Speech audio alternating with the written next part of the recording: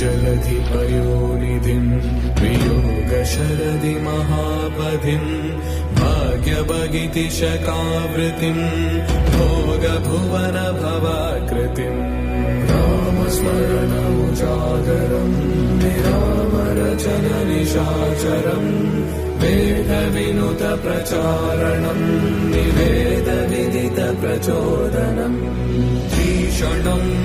भीषणं चिरकाललङ्कापालकं प्रभुं विभुं ब्रह्मणात्मजम्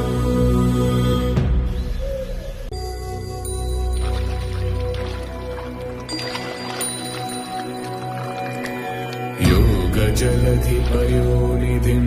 वियोगशरदि महापथिं भाग्यभगितिशकावृतिं